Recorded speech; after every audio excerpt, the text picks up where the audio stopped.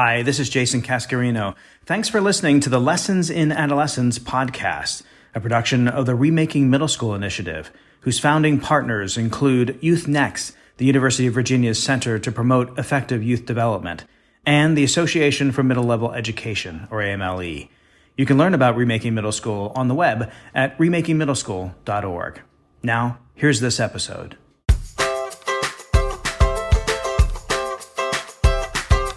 Hello and welcome to the Lessons in Adolescence podcast, where we explore the many facets of young adolescents in the middle school years, from the adverse to the awkward to the awesome. I'm your host, Jason Cascarino. Today, I'm excited to announce that the production of our third season is officially underway. Our first episode will be available for listening on your preferred podcast platform in October. Season 3 will be packed with new guests, more lessons, and fresh showcases of research, practice, and advocacy, all focused on young adolescent learning and development. Before we dive into Season 3, let's listen in on some of the conversations we had with educators, researchers, and advocates in the field during Season 2. This is the first of 2 recap episodes for Season 2. The description and show notes of this recap episode include timestamps with names and associations of our Season 2 guests you'll be hearing from, as well as links to the full episode they were featured in. To get a full listen of the content we covered last season, be sure to look out for Part 2 of our Season 2 recap series coming up shortly. And now, here's Part 1 of our Season 2 recap.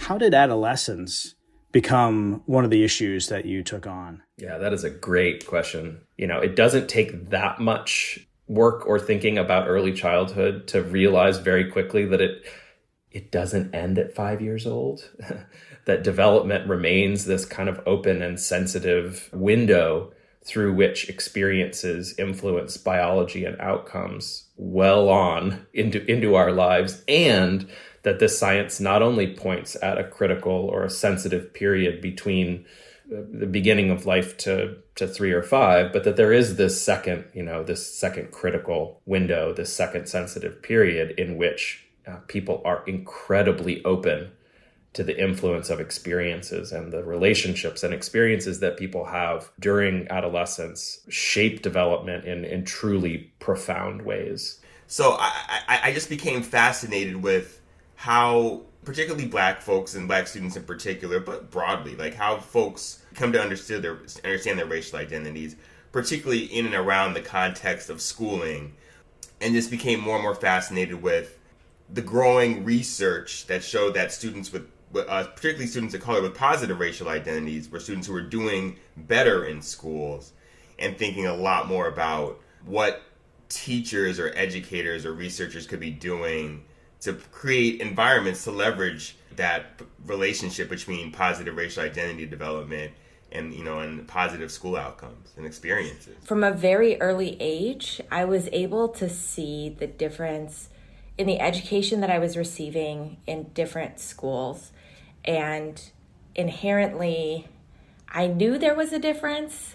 I knew that there was a difference between the education I was getting, the education that some of my peers were getting, and I wanted to do something about that. So after graduating from college, I was really set on trying to get back into Chicago public schools to make a difference. Thinking about, how can I maximize my impact as an educator?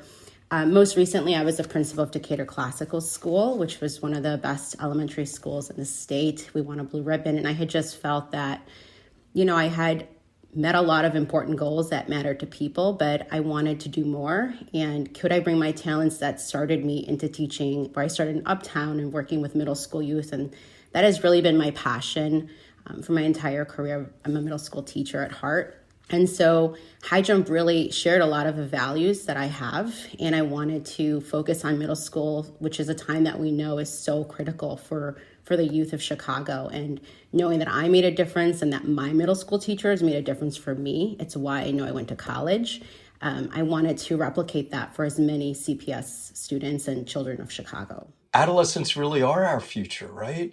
They're so close to adulthood, and they're making so many decisions about who they're going to be and how they're going to walk in the world. And with adult guidance, they can be their better selves. And I just found myself focusing in that space. The field as a whole, though, I think it's safe to say, in terms of programming at least, and maybe research as well, really concentrated mostly on younger children in the early childhood years, preschool and into elementary school. And for a long time, there just wasn't as much focus on middle and certainly high school aged youth. That's certainly changed. I mean, today there is much more interest and focus in SEL for older youth. What do you see as some of the unique features of SEL for adolescents versus younger children? And how does that influence the research and measurement work you're doing around SEL for kids of this age? Yeah, I mean, I think you're totally right. I feel like the emphasis has been on the early grades more than middle school and high school.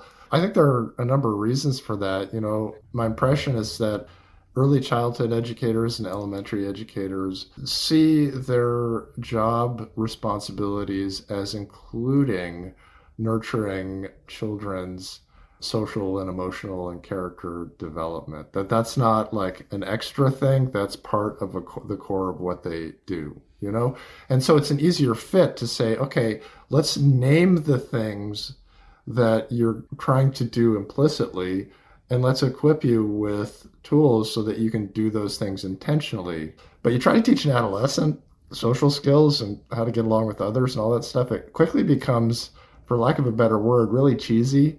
And adolescents can feel condescended to, and it's a real turnoff. So it's not that SEL becomes less important as you get older. It's just that I think the delivery mechanism for nurturing those competencies within middle school and high school needs to change to meet the developmental realities of adolescence. I think the real challenge that we've had is at what level of abstraction are we talking about making changes? Because if teachers see that we're going to change the way that we do discussions, for example, unless we're really, really explicit about what's going to actually change in terms of your teacher moves in class, what are you going to say differently? There's this strong inertia to keep on doing things the way that you've done it before. There's a strong tendency for people to see these things and be like, oh yeah, like I'm doing those things already, and then not take the kinds of actions that are necessary. Inertia is a really powerful thing. If we haven't seen things done a different way as educators, it's difficult to change what we're doing in mid-stride, which is what we're attempting to do here. The first and most important thing that people in this field or in these fields can do is really think about that concept of balance. So you want your messages to convey that kind of openness. And openness is a neutral concept, right? Openness isn't positive or negative. But what we have to realize is that our discourse about young people is overwhelmingly negative. Our narratives are overwhelmingly kind of danger, aligned. And what we need to do is not get woo-woo and hopey-changey and unrealistic about how adolescence is this wonderful, rosy, good all the time kind of time of life. But we do need to communicate in ways that balance the kind of risk, which is real, with the opportunity, which is equally real. And so what I would love to see is people who are communicating about these issues, almost more than anything else, is to really think about that idea of balance. How do I counteract an overwhelmingly negative discourse by introducing the idea of opportunity, of learning, of the potential of this period of time? The research is clear that adolescents care deeply about what their parents think. In fact, more about what their parents think than what anybody else thinks, including peers.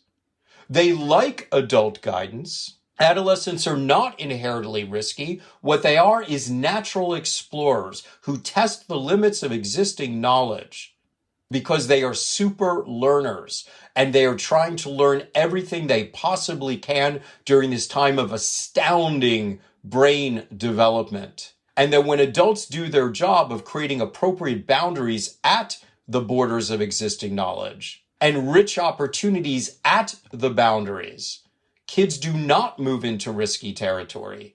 They just continue to expand their boundaries as they should, as we rely on. It is the thing that if everybody could do it over the next 10 years, I'm highly confident it would change culture. It would begin to shift the mindsets that we have and hold and apply to think about young people. Let's talk a little bit more about some of those aspects and how you measure them. I'm interested in the kinds of things that you're tracking. What are some of the leading indicators of those that you track? Do you look at things like student motivation or self-efficacy, or you talked about, Nate, the social emotional skills, teasing out some of those foundational assets and capacities that are tied to what we know about early adolescent development and help students navigate and perform well in school? How do you track and measure those kinds of things? When students are within our middle school program, the main things that we are looking at are absolutely social emotional learning growth, and along the areas that we specifically as an organization have laid out as being most essential and high quality for our kids. Ability to develop learning strategies, academic grit, self-advocacy, positive racial and ethnic identity. We actually evaluate that for every single kid 3 times their first year and 2 times in their second year, and we have reports on every individual kid, what areas they need to grow in, and we get that stuff to the teachers to figure out how individual classes are doing, individual grades are doing, specific students. So we really want to focus on those things because things like grades and attendance and student perseverance are some of the best leading indicators of future success. And we know that there are specific social emotional learning skills that, when developed, will ensure that kids show up to school, that kids do their homework, that they prepare for their exams, right? So to us, those leading indicators are basically all SEL, and that's why we teach those, develop those, and push those. We wanted to get student voice, and so creating opportunities for students to tell us what they thought about what was going on has been a remarkable thing. You know, really giving them the chance to speak their minds. And there have been concrete things that happened as a result of that. Like there are things that we are doing, incentives that we're creating or programs that we're encouraging teachers to do. I think a challenge there is who is really willing to speak up, what degree of student buy-in. And so there have been all these assessments developed for research purposes, like assessments to measure how well kids understand others' emotions. There are assessments of how well kids understand others' perspectives. You tell kids stories and ask them about story characters, and their responses tell you how much they're able to take the point of view of somebody else. There are assessments that were developed to measure social information processing or social problem solving with hypothetical challenging social situations. And so what we did is we're like, okay, let's try these out in our clinic and see if they seem to be getting us something useful. And long story short, we did, and it was very messy data, but we got some really good early evidence that this is a helpful strategy for understanding things that kids need to be successful, and if they're not in place, they're going to have a harder time. We felt that gives you something different than a survey where kids are rating their perceptions of their skills, or where teachers are rating perceptions of the skills. It takes away that perception part where there could be inaccuracy, lack of self-awareness, unwillingness to admit a challenge, or just lack of candor overall. All that stuff is mixed in with the rating of the measurement of competence with self-report and teacher report. We thought if we could get an assessment that's unmediated by perceptions, we might be able to get a little bit closer to measuring the skills themselves, the skills that are targets of instruction in SEL programs, the skills that are part of SEL standards in states that have them. In so doing, give educators data that, is more like a formative assessment of reading or math skills that they can use to guide instruction. As we've been saying, for young adolescents in middle grades, in addition to identity development, is this concept of agency, young people taking ownership over their own path and being able to take part in and influence things that they care about. I would love for you to just tell us a little bit about that work, what you're doing with youth around civic engagement and what you want to learn from it. That was a wonderful opportunity. These were students from all over the country, and so the folks at Castle were the ones who really got a chance to sort of find the young folks and bring us together. Again, it was just a real honor for me to learn about the kind of work that they're doing. Yes, very connected to their personal interests and lives. And so it's just always inspired me to see young folks do that, because I think that kind of work genuinely brings change to communities and to the country writ large. And so the work that I'm doing now around this is really about how to develop adult, educators to work with young folks to produce more outcomes like this. When I feel my voice is heard and respected is when we have stakeholders like the alderman or the mayor or just people from the police stations come and join our meetings and listen to our ideas. Like one time we had Alderman Stephanie D. Coleman of the 16th Ward come to our sessions and listen to our ideas, and we got feedback from her. This job is like real fun and experience. It's like new things I haven't done before. Like I never really cleaned my community up before until like I joined MICFA and we had a community cleanup session, and I went there and it was actually kind of fun. I feel like I'm heard here at MICFA because, like, for example, I used to be a part of CYRT. CYRT is a program that's like connected to MICFA. And in that program, we were coming up with recommendations about schools that we could implement. And during that, we, the youth, and including me, we were able to come up with recommendations. And I felt heard because I was able to contribute to those recommendations. And I really felt good about that because I didn't feel like any of my ideas were tossed aside or anything. People were listening to me and taking my ideas into consideration. And again, that made me feel really good. It made me feel good because I know that in the school setting, we're not used to being heard or like our thoughts go into consideration. So it's just like, I find it so cool that you guys are trying to make a change and make your schools better by listening to students, which is awesome because it's not like, oh, teacher's voice matters, so you don't. Students need to know that their voice matters and that we're all equal. So I just appreciate you guys for trying to do this change. Most middle schoolers or middle school age are transitioning at some point, going into high school, which can be very challenging. And our friends at the University of Chicago have studied this a lot, right? We know the data, at least here locally, around anywhere from, some studies show about a half grade point average drop as students migrate from 8th grade into 9th grade. Some have shown threefold increase in unexcused absences for students that enter high school.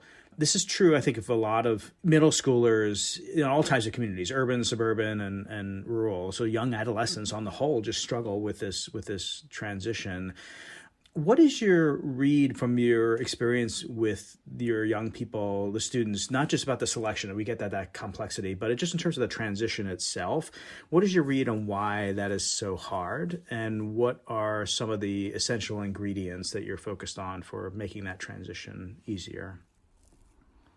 I mean, one of the big reads are the things that we've already discussed, right? You get to a high school, and if you feel like you don't belong or you're ill-equipped to understand and access the content, that's a huge, huge one. One of the other one is just level setting with expectations. So you see students get to high school, and they're just unsure and unclear of what the values are, the norms, and the expectations within that school. And when they learn about it after they've screwed up. They learn about it after their grades got trashed, right? So if you had a really lenient homework policy in your middle school, but you don't have one in your high school, you don't fully understand what that means because you've never had to understand what that means, you get dinged on it, right? And so I think it's really important at these transition years that people remember that the rug is getting pulled out from under kids, and just because they crossed over from 8th grade to 9th grade, they're not all of a sudden a young adult who can fully advocate for themselves, who seeks out all the answers on their own. And I think 9th grade staff and faculty really need to treat young students like it's gradual release and really reground them in their community. Yeah, I think that everything Nate said is correct, and it ultimately leads to students feeling a bit of loss. They've been in a school some of them since they were preschool till 18, so they've grown up, and all of a sudden they not only go into a new space, but because of school choice, often not with their friends. And so we have students traveling very far from their neighborhood, outside of their comfort zone, perhaps being the only person of color in that school, or a very small percentage of people that look like them on the staff and also in the student body. So I think that plays a big factor into why it can be difficult. But also we know that there are non-cognitive factors that influence academic achievement. And often I think schools focus so much on test scores and grades. And we know that those are incredibly important, but they're not necessarily creating an environment that supports those non-cognitive skills. And high jump, what we try to do is we want the high dosage of academic and content skills and rigor. That is absolutely important, but we want to combine that with this high level supports and creating an environment that encourages students to reflect and to grow and giving them rich opportunities to develop those skills that they need to cope with the world as it is, while also having the courage to challenge the world. For me, the transition, it was awfully nerve-wracking. I was scared, you could say. And some of the things I experienced was like I had to let go of a lot of relationships I had in middle school. And other than that, since my 8th grade year was virtual, we didn't really have any like preparation to like, oh, so like this is how high school is going to be like. No, it wasn't like that. Because it was virtual, we were basically just like forced into it. I mean, I wouldn't say forced, but it was definitely like a sudden change. And I also was the only one in my grade to have made it into a selective enrollment school. So it made me like a lot nervous since I didn't really have anyone I could relate to. This is actually my first year going into the building, like in person. So it was also nerve-wracking for me since it's a new building and I'm learning new things and meeting new people, which is really, really scary for me. But I think one thing that educators can do to best prepare the students for the transition in general is to just talk to them. The experience was definitely made like a little bit more calming when I had teachers come up to me and talk to me and be able to answer questions for me about high school and how it was going to be like and what things that I would experience. And that made me feel a lot more calm about the whole thing, because just like having someone to talk to in like difficult times and something as big of a step as going into high school was definitely beneficial to me in order to really transition well. I went into a new environment without knowing nothing, and it's scary because you go from a small school where you know everybody to like this big school where there's like 100+ people you don't know. Making friends is hard, especially since we've been virtual all year, and it's everyone. I've seen it in pattern in my schools. Everyone's just on their phones. So I feel like maybe like some key things to like socialize, like maybe have like community builders at the school just to like know how to make friends in the future and stuff like that will make the high school experience run a little smoother. As I was reading your material, it looks like you offer knowledge, support, tools to both parents and families and the teens, but those are different audiences. So I imagine you have to tailor your resources in ways that speak to each of them in their own ways. So how do you engage parents and families and young people in the development of your resources to help you find the right voice that appeals to them both? The reality, Jason, is that when you are creating materials for parents or caregivers versus teenagers, they are going to look different. And our site really is a parenting and adult site, right? However, the Youth Advisory Board has worked closely with us to create materials that are also for teenagers. Why? Because communication is a two-way street. Take discipline, for example. We help parents understand how to effectively discipline, but that might be a sea change in the relationship in the home.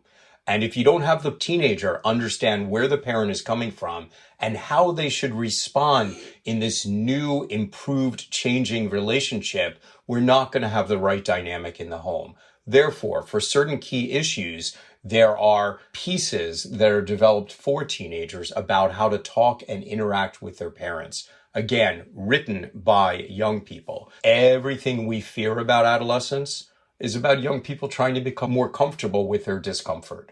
And I'll tell you what's never ever worked is telling kids what to do. What does work is recognizing why they do what they do and inviting them to consider alternative ways to also minimize their distress, but ways that will help them to thrive instead of undermining their well-being. Right. I happen to do a lot of work in a particular K-8 school, and it was just so fascinating and also heartbreaking to see some of the black boys move from maybe even, kindergarten all the way up until like the 6th and 7th grade. Because they would start out as these cute, lovable little boys that everybody just adored. And then as they moved up, like the ways in which the adults around them like shifted their stance from these, lovable kids that, we wanted to help learn to like these bodies that we had to like control.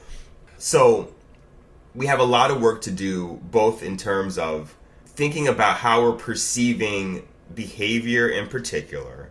I think sometimes well-intentioned teachers in unreflective moments do not have feel they have the capacity to deal with whatever behavior that they see happening with their black boys. So I think some of it is about how we're perceiving behavior, but also I think some of it's about we have to do a better job in terms of how we're ushering our black boys through the academic part of the day as well, right? I think there's two things that happen. It's either a lack of support and scaffolding that we need to be giving them so that they can better access the material for a variety of reasons, like any other student of any race, or too often, which is the worst part, an underestimation of black boys' intellect. So they're bored, and we are perceiving them as, oh, they're just misbehaving because they don't understand, right? And it's quite the opposite, right? And so I think we have a lot of work to do around how to give black boys constructive feedback academically. I have seen black men get all the way up into grad school. Who clearly have not been given the feedback that they need work on, technical writing skills, for example. A fear of engaging the student, either because they don't believe the student can do better, or sometimes an apprehension about how to engage the student without seeming insensitive. The demographics of this country are changing. Racially, we're becoming less white on the whole. There are some communities, a lot in the suburbs, actually. My wife teaches in a suburb of Chicago that has been historically white, affluent, and in the last maybe 10 or 15 years has a big influx of a Latinx community, and now makes up about a third of her students at least are now Latinx. So certainly in the education and youth development world, teachers and administrators are still predominantly white. What are the most important things that you want to instill in them as they go into this world of teaching that has these evolving dynamics with respect to race? This is a dynamic that's playing out, I think, across the country in so many places where teachers are sort of essentially waking up and realizing, like, the classroom they're teaching now is really different, like, demographically than the classroom they were teaching 10, 15 years ago. I think what I've been trying to instill in teachers, and this is hard, right? Because I think, the traditional conception of teacher using Paulo Freire's language is sort of like the banking model of education, right? In other words, like the teacher holds all the information. So the teacher is always the one who knows and is always in the position to then dole out knowledge at when and as they see fit or whatever. And so I think what then, causes that sort of cognitive dissonance of the teacher is that they're sort of realizing, wait, there's things I don't know. I used to know my students' families. I used to know their communities. I used to know so much that now I don't know. And that feels scary. As an educator, I can understand that feeling. And so I think one of the big things that I try and instill in, pre-service teachers is that sort of that Freirean Paulo Freire sort of a reciprocal model of authority, rather than thinking of yourself as the doler out of the information and your students as these empty vessels. That the teaching process, especially if you want to make it like an equitable process, especially if you want to make it a process that will help folks not reproduce the systems that might be holding them back, is to recognize the expertise that young folks and that all folks bring to the classroom about their own lives and their own communities and their own conditions. I mean, that we as teachers may need to become students of. With our middle school assessment, we took it up a notch and we said, look, rather than adults in a room dreaming up assessment items and vignettes and stuff, we need to enlist two kinds of input as we build the assessment. One is experts and in adolescent development and assessment. And the other is the best experts, middle school students. We convened a series of focus groups with middle school students and said, hey, here are the things that we want to measure. Can you tell us how relevant these things are to your life and what it looks like for a middle school student, to basically, what does peer pressure look like in middle school? How do you deal with peer pressure? What are the kinds of things that come up? We drafted some items and presented them to them and said, what do you think of these? And some of them would be like, oh yeah, that's on the mark. And some of them, they were like, that never happens. I know what you're getting at, and I can answer the questions, but that's just not a situation that ever happens. We're like, okay, thanks for letting us know. And so we're trying to enlist the diverse groups of youth to help us build the assessments. Teens of color need to feel good about their heritage, and that feeling will enhance their school performance, their mental health, their physical health. It's critical they are affirmed, as much as possible, and that these connections will help them cope. And when we're thinking about mental health, them being able, to feel good about their heritage, and that also gives them the skills and resilience to be able to respond to discrimination.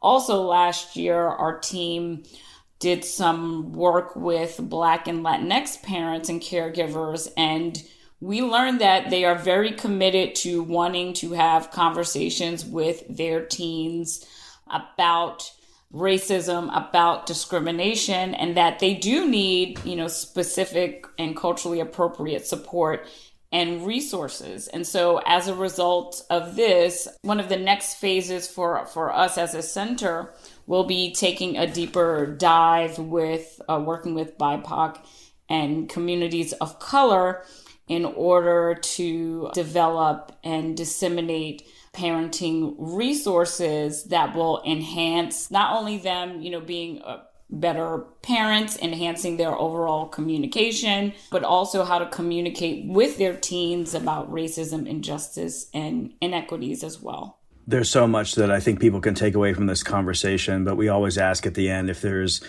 one thing, one bit of advice based on your experience in promoting effective communication and positive relationships between teens and their parents and families that you would offer to educators, both in school and in after school and in summer programs, of things they either ought to know or ought to be doing, what would it be? What I would say is this. We know that young people thrive in the context of safe, secure, and sustained relationships. We know that. And young people who have endured hardships can heal in the context of those relationships. Our teens are watching us. And so it's critical for us to be, role models for them and ensure that we are doing all we can to be a happy, healthy adult. We've had to reevaluate what matters to us, what actually matters when we're in front of our students, and certainly scores and grades. It's part of it. It's not the complete picture. And what I would like people to know and for me to move forward as an educator is that we need to strive to instill in our scholars a love of learning, a better understanding of who they are, and the desire to keep learning even when it's hard. We can see our students differently when we're connected with them outside of the classroom. We can make our school space better when we are connected outside of the classroom. The people who are probably going to deliver that best are the people in that school because they know the kids, they have the built-in trust. And so schools should really commit to that, and everybody should be connected with it. My biggest advice, particularly for early adolescents, is to develop a sense of personal authority rather than positional authority. Positional authority is sort of a hierarchical authority relationship, right? It's like, do what I say because I'm the teacher. Do what I say because I'm the adult. Any of us who've worked 13 nanoseconds with early adolescents know that they're almost hardwired to resist against positional authority. They almost define themselves in opposition to your authority.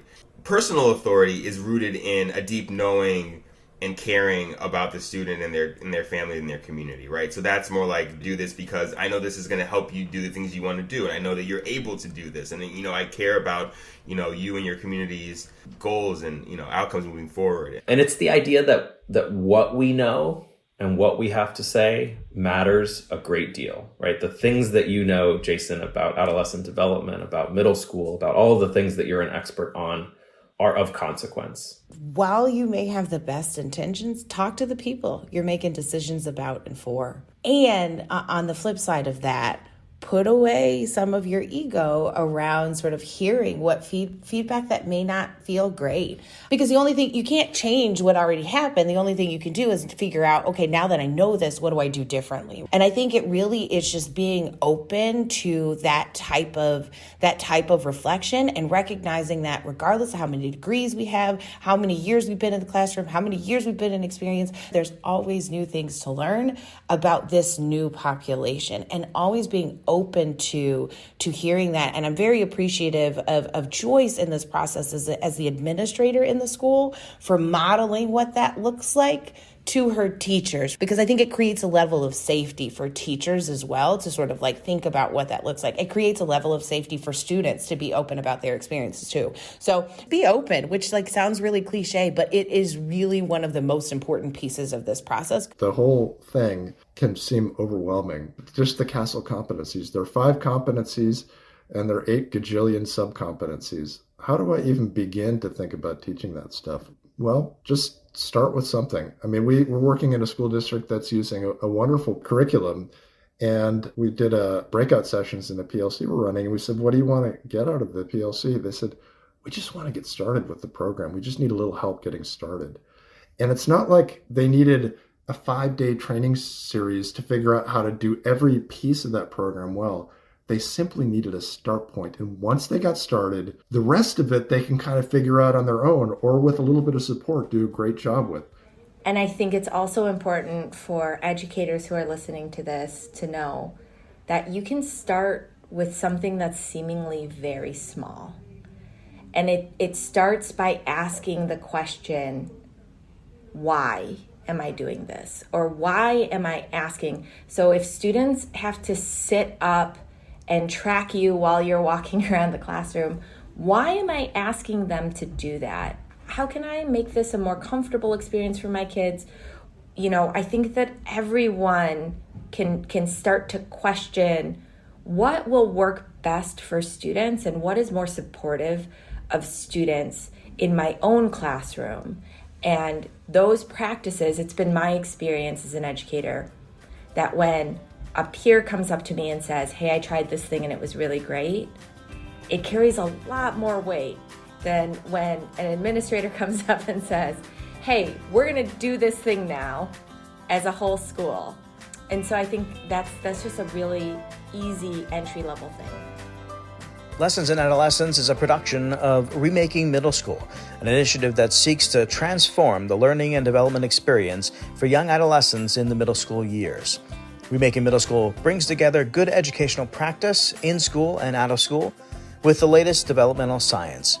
You can learn about Remaking Middle School at remakingmiddleschool.org, or learn more about the founding partner organizations, the University of Virginia's Youth-Nex Center, on the web at education.virginia.edu/youth-nex, N-E-X, or on Twitter at youth_nex, and the Association for Middle Level Education, on the web at amle.org or on Twitter at AMLE. The Lessons in Adolescence podcast is produced by Abby Gillespie and me, Jason Cascarino. This episode was edited by Kim Slack. Again, and as always, you can listen to or download each episode at the Remaking Middle School website, remakingmiddleschool.org, on Apple Podcasts, Google, Spotify, or wherever you find your podcasts. Thanks for listening.